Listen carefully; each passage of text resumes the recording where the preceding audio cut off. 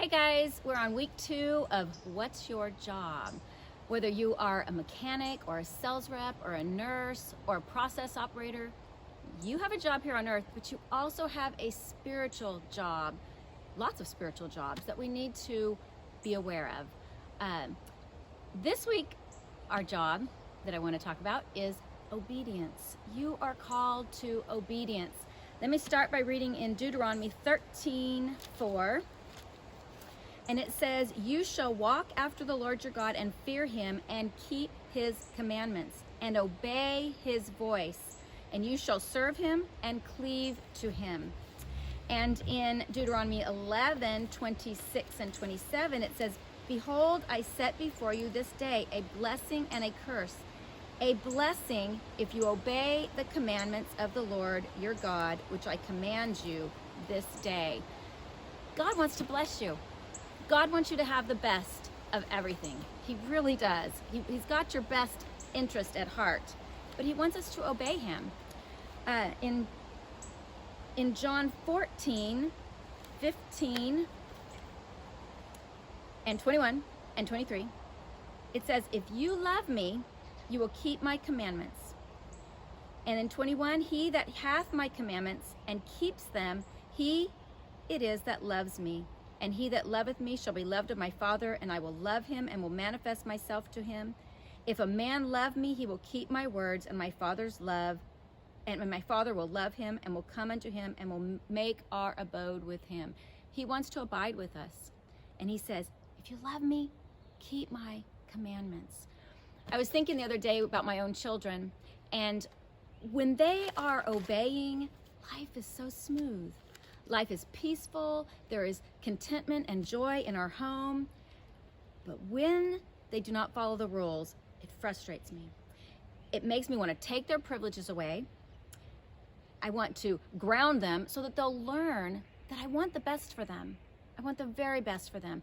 And that's why I set certain rules for them to follow, so that they will have the best, so that they will learn how to behave in the future. It also, sometimes when they disobey, it makes me question their love for me. And it makes me think about that verse. If we love God, we will keep his commandments. He wants the very best for us. And when we follow his ways, it opens the door for him to pour out his blessing upon us. When we disobey, it's like, oh, we need to be redirected. And sometimes that hurts when we are grounded or when our privileges are taken away. Obey God. It's a simple thing to obey God. We are called to obey him. That is one of our jobs. There's a story in 1 Samuel. Let me look and see exactly where it is. In 1 Samuel 15:20.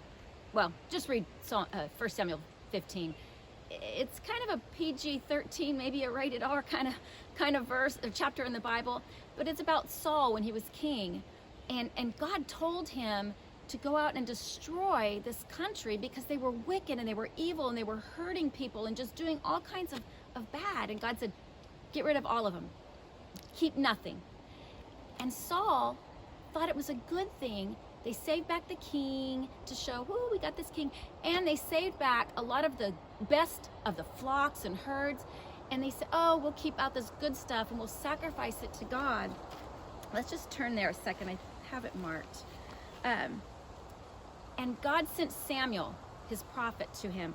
And Samuel says and tells God's words to him. It says, "Behold, to obey is better than sacrifice, and to hearken than the fat of rams. For rebellion is as the sin of witchcraft, and stubbornness is as iniquity and idolatry." Rebellion is like the sin of witchcraft. You may think it's not a hurtful thing when you just disobey God a little bit. You know in your spirit, oh, I'm supposed to do this or I'm not supposed to do that, and you rebel and decide to do your own thing. Just know, it's right up there with witchcraft in the sight of God. Don't rebel. Our job is to obey him. When you hear that still small voice in your ear that whispers that you need to go this way or do this thing or say I'm sorry or forgive somebody for the wrong that they've done or control that anger or control your temper, know that rebellion against God is like the sin of witchcraft. Be quick to obey God. When you know to do good and you don't do it, it's sin. That's a good word for you too. So this week, be aware.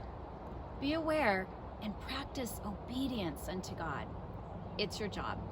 It's our job.